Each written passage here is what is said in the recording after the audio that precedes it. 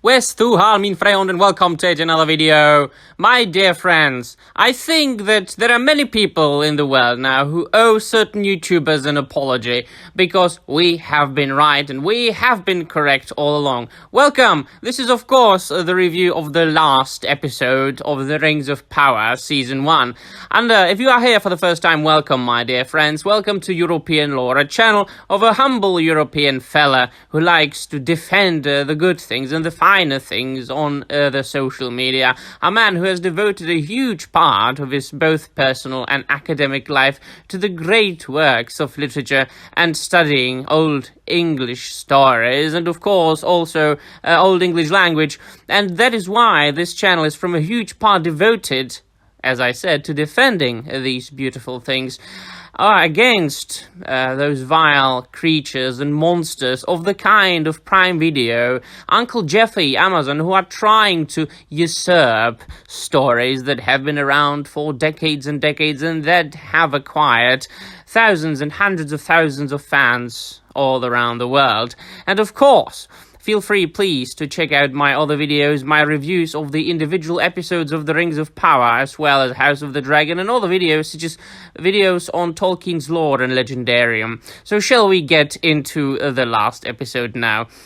And before, of course, I start, I have to warn you, even though I don't think it is necessary, that there will be spoilers, of course. But how can I spoil something that matters not at all? How can I spoil anything for you that is 100% constructed by a vile corporation and pretends to have anything to do with the works of Professor Tolkien, and I stand my ground. This has got nothing to do with the legends that were created by Professor Tolkien, and he started creating them in the trenches of the First World War.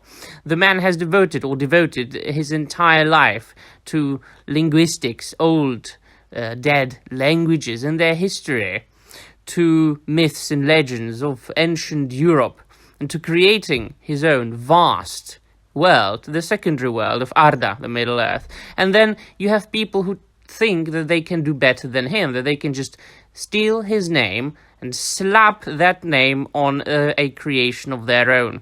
So they have, in this final episode, finally concluded the attempt to rewrite history, even if fictitious history, and recreated the origins of the three rings of power, Mordor, Sauron, and how it all started. Well, I mean the war for the ring.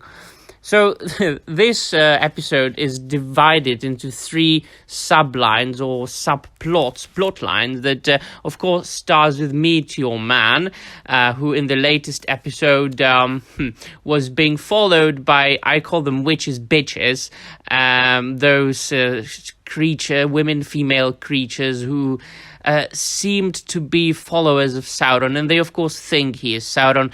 They go to him in the forests where he is hiding with the half-orcs, and of course they tell him, well, you are Sauron. Well, he has got amnesia, right? So he does not want to believe them at first, and yada yada. And what happens, my dear friends? Those shuriken throwing bitches, and yes, they have shurikens and they can throw bloody shurikens like ninjas. They appear to be, guess who? The Nazgul, the ring wraiths. Because, of course, throughout this entire storyline, Meteor Man, he struggles and he, in the end, stands against those three witches bitches.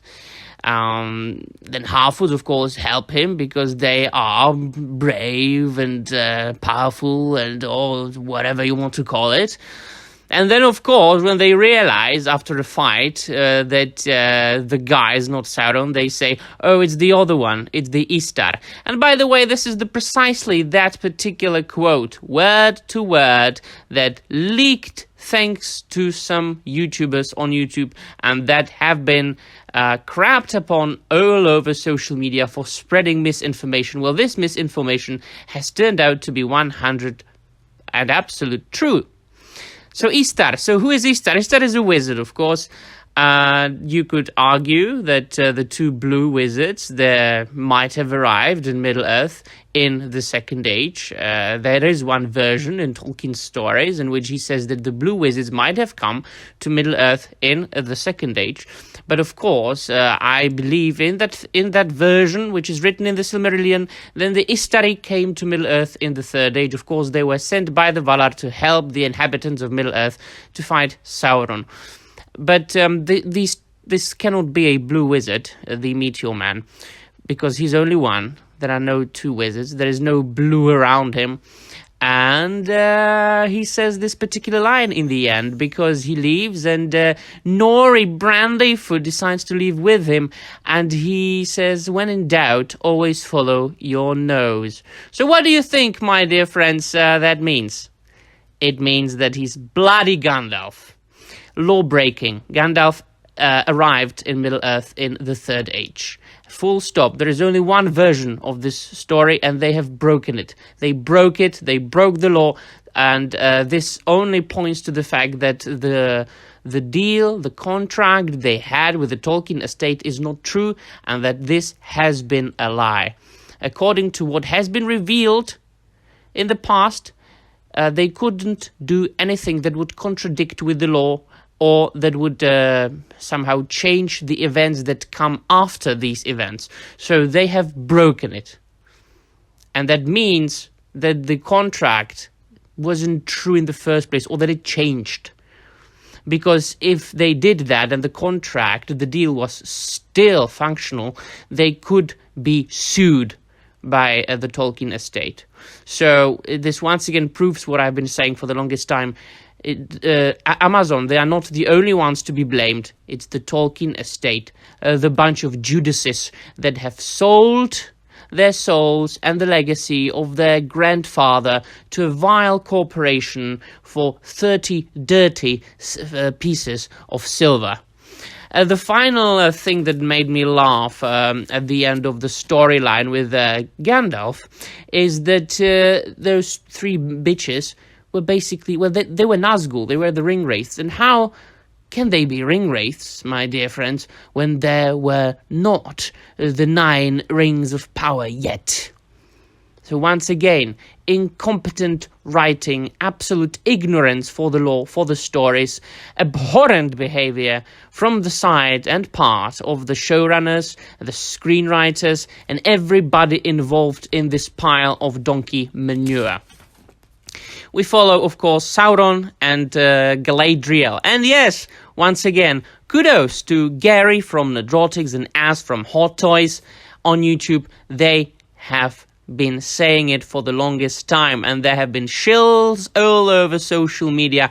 All the quote-unquote Tolkien influencers, all the quote-unquote Tolkien websites, such as That Ring and this fellowship and that fellowship, they are calling themselves all these noble names that are referring to the works of Professor Tolkien, and they have sold their souls to Amazon as well. They are letting Amazon take them from the back and just pounding and pounding and pounding.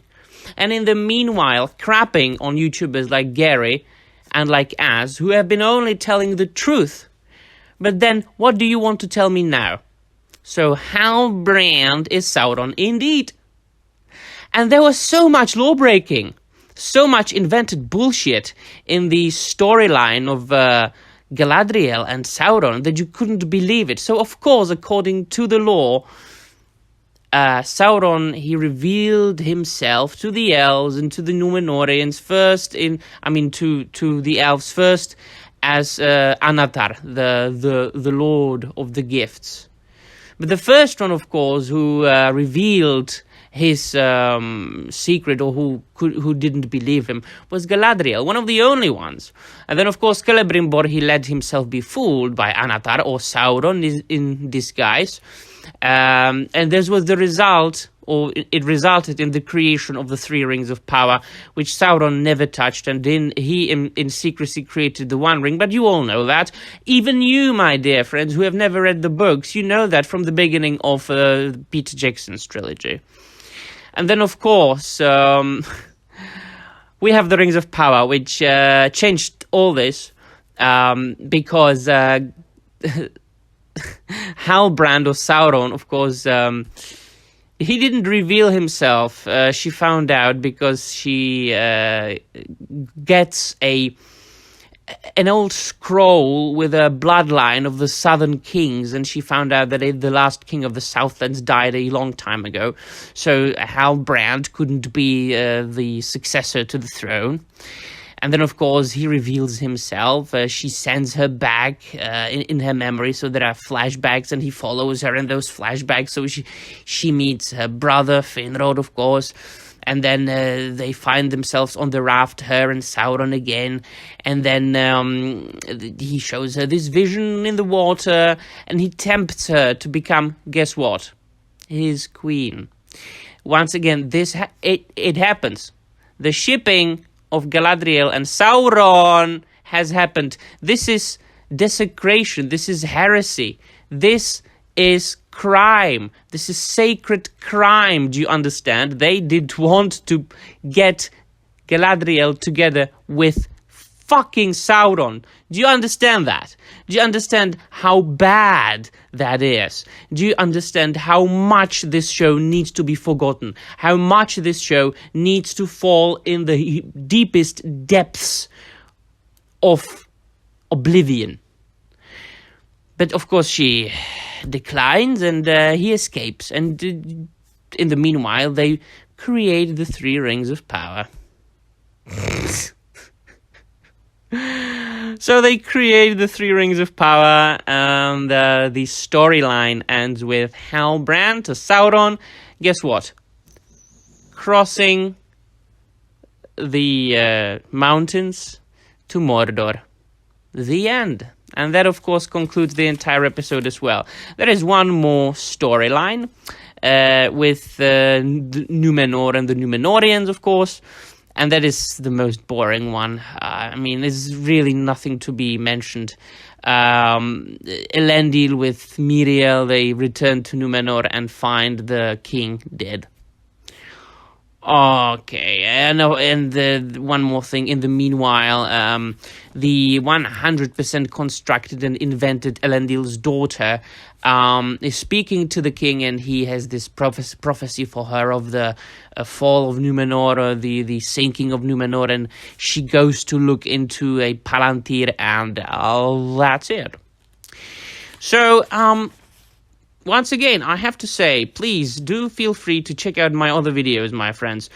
Both the videos that I made before The Rings of Power was released, and all the reviews of the individual episodes of The Rings of Power. But more importantly, my videos about who Tolkien really was and what he really wrote. I know there are many people in the world who have read the books, but I still think that those who haven't, just don't focus on the Rings of Power. Don't watch it. Don't even think about it. This is nothing that would be in any way connected with Professor Tolkien. Go read the books. That's the first thing you should do. Go read the books. Read The Hobbit, read The Lord of the Rings, read The Silmarillion, read The Unfinished Tales, and then it is up to you what you decide to read that was written by Professor Tolkien. Go ahead and then watch Peter Jackson's trilogy, because it is a very good, excellent, and beautifully made adaptation. And I stand my ground, and I will argue with anybody saying that it isn't. And then, when you've done all these things, you can focus on, for example, YouTube videos, such as my videos, Gary's videos, and Just Some Guy's videos, and so on and so forth.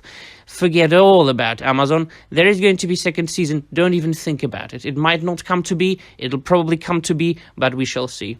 I've got nothing else to say. And no, because I think that during the, all the time, the entire time that I've been making videos about this vile show, I have said all that could have been said.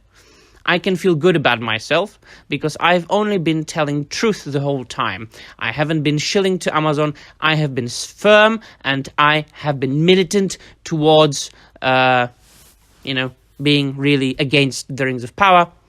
And I'm quite satisfied with myself. Please feel free to subscribe to this channel, because the fight is not over.